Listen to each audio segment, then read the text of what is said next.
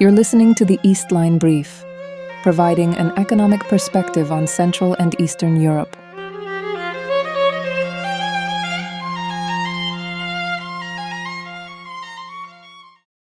Hello and welcome. I'm Elena Novak, speaking to you from Prague. In this podcast, we explore the economic pulse of Central and Eastern Europe through data, insight, and stories of transformation.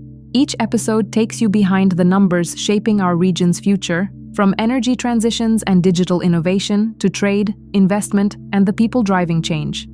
My goal is simple: to make complex economic realities understandable, and to connect data with context, policy with progress, and Europe's East with its future.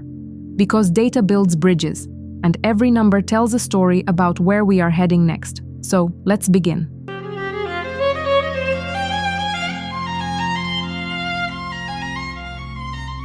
Croatia is taking bold steps toward transforming its transport sector, and the numbers show just how ambitious this effort really is.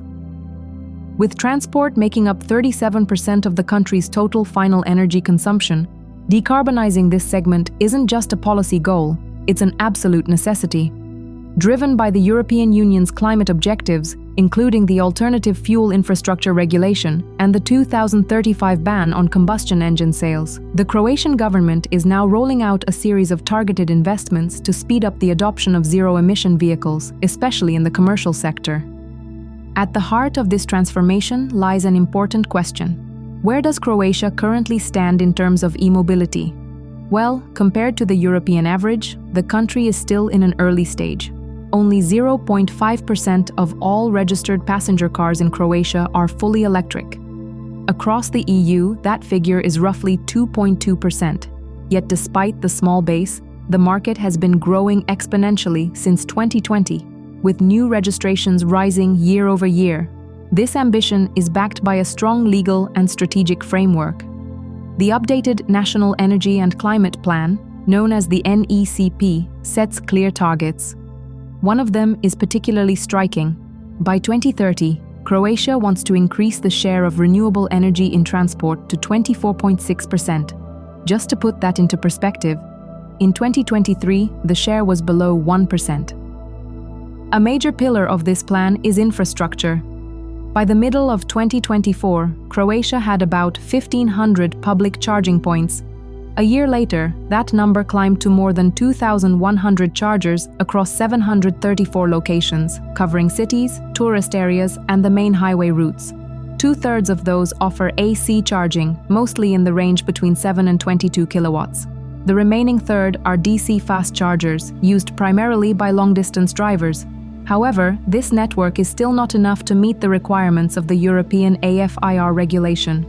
The biggest gap lies in high-power charging, those ultra-fast chargers above 150 kilowatts, especially along the major European transport corridors that run through the country.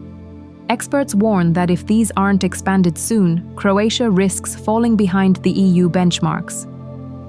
And then there's the issue of the power grid. Investors face two major barriers. The first is cost.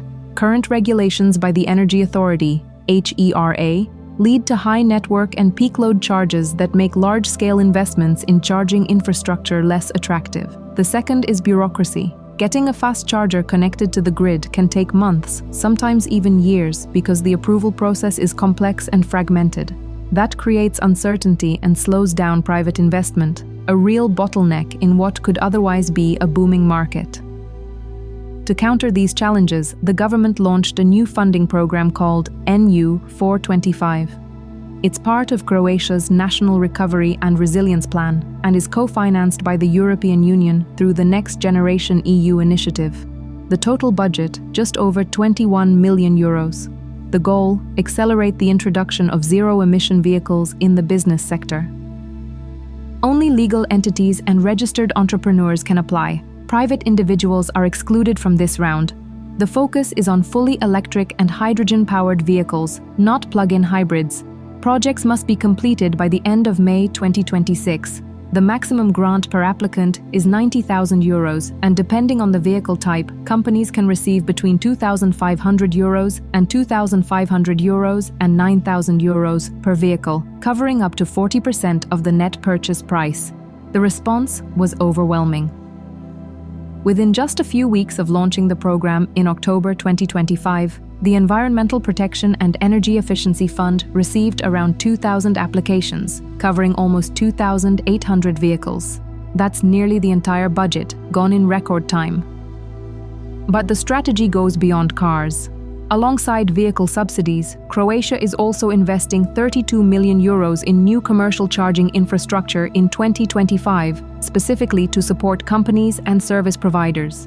An additional 50 million euros is being set aside for e-bus charging stations, aiming to install at least 150 units dedicated to urban and suburban public transport fleets. This combination of vehicle support and infrastructure funding shows that the government understands the two have to go hand in hand. So who benefits most from this push? The obvious winners are small and medium-sized businesses, those that operate company cars, delivery vans, or local transport fleets. With up to 9,000 euros in support per vehicle, they can finally offset the higher upfront costs of going electric. Analysts estimate that the available funds will be enough to co-finance roughly 2,350 vehicles. The tourism sector is another clear beneficiary. Croatia welcomes over 70,000 visitors each year who travel with their own electric cars. And studies reveal that more than 90% of them choose where to stay or eat based on the availability of a charging point. For hotels, campsites, and restaurants, investing in chargers is therefore not only sustainable, it's smart business. Public transport companies and logistics providers will also gain in the next funding rounds. The government plans to allocate around 45 million euros later in 2025 for taxi operators, delivery services, and larger bus fleets. In the capital, Zagreb, the city's transport company ZET is already working with the European Investment Bank on a long-term electrification plan for its bus network, a sign that these policies are translating into concrete action on the ground. But there are also indirect beneficiaries. International charging operators see Croatia as an emerging market. A good example is the cooperation between Kempower and the Austrian company Turbovolt, who are jointly expanding fast-charging networks in Zagreb and Zadar. Turbovolt alone plans to build 300 new stations across Croatia and Slovenia, with a goal of reaching over 1,000 sites within 5 years.